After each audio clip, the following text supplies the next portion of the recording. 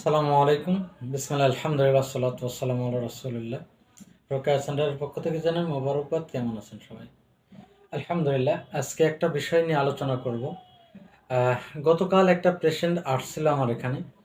মূলত তার একটা মেয়ে বাচ্চা, বয়স প্রায় 6 থেকে 7 বছর। এই 7 বছরের বাচ্চা খাওয়া দাওয়া কম করে শুকিয়ে যাচ্ছে, মানে রাতের ঘুম হয় না এবং রাত্রে ভয় পায়, চিৎকার করে ওঠে। তো ওই মেয়েটাকে অনেক কবিরাজ বাড়ি নিয়ে গেছে।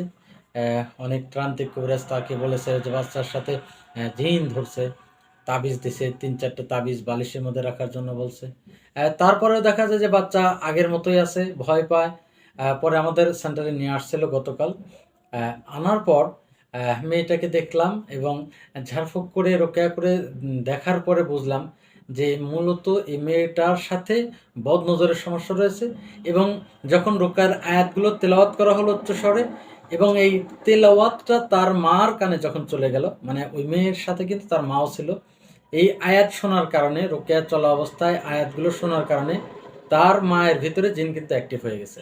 আহ, তার মায় আসলে আশিক জিনে আক্রান্ত। তারপরে তাকে ডায়াগনোসিস করার জন্য তাকে যে প্রশ্নগুলো, যে লক্ষণগুলো জিজ্ঞেস করলাম, সবগুলো লক্ষণ তার ভিতরে কমন। কিন্তু তার ভিতরে যে আশিক জিন রয়েছে সে অনুভব করে, কিন্তু এখনো কাউকে প্রকাশ করে নাই। যে সে মনে করতেছে যে সেটা বাচ্চার সমস্যা, কিন্তু আসলে মূলত সে নিজেই জিনে আক্রান্ত।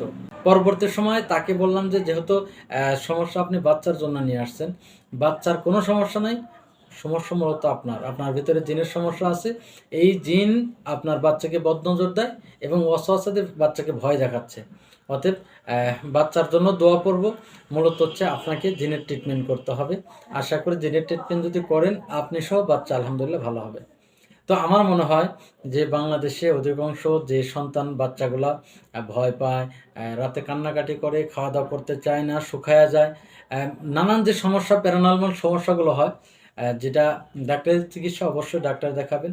যদি ডাক্তারের ট্রিটমেন্টই ভালো না হয়, সেক্ষেত্রে আপনার জেলার কোনো রোকেয়া সেন্টারে গিয়ে সরাসরি রোকেয়া করে দেখবেন যে বাচ্চার ভিতরে কোনো বদনজর বা ওয়াসওয়াসা কাজ করতেছে কিনা, অথবা বাচ্চার মায়ের সাথে কোনো জিন অথবা জাদুর সমস্যা আছে কিনা। যদি বাচ্চার মায়ের সাথে জিন এবং জাদুর সমস্যা থেকে থাকে, সেক্ষেত্রে কিন্তু এই বাচ্চার উপরে প্রভাব আসতে পারে। পরবর্তী সময় তাকে অ্যাক্সেশন দিয়ে দেওয়া হয়েছে, দোয়া করবেন তার সমস্যার জন্য। এবং আমার এই ভিডিওতে যারা দেখবেন অবশ্যই আপনার বাচ্চার খেয়াল রাখবেন। এবং বাচ্চা প্রথমত অসুস্থ হলে আগে ডাক্তারের কাছে নিয়ে যাবেন। ডাক্তারের চিকিৎসার পাশাপাশি কিন্তু আপনার জেলার কোনো রোকেয়া সেন্টারে গিয়ে সরাসরি ডায়াগনোসিস এবং রোকেয়ার মাধ্যমে দেখবেন যে আপনি এবং আপনার বাচ্চার ভিতরে কোনো জিন বা জাদুর কোনো সমস্যা আছে কিনা। তাহলে কিন্তু দেখবেন যে আলহামদুলিল্লাহ বাচ্চা সুস্থ হয়ে গেছে। তো আমার ভিডিওটা যারা দেখবেন অবশ্যই লাইক, কমেন্ট, শেয়ার করবেন। আর আমাদের চ্যানেলটাকে সাবস্ক্রাইব করে রাখবেন পরবর্তী ভিডিও পাওয়ার জন্য। সবাই ভালো থাকবেন, সুস্থ থাকবেন। আসসালামু আলাইকুম রহমতুল্লাহ।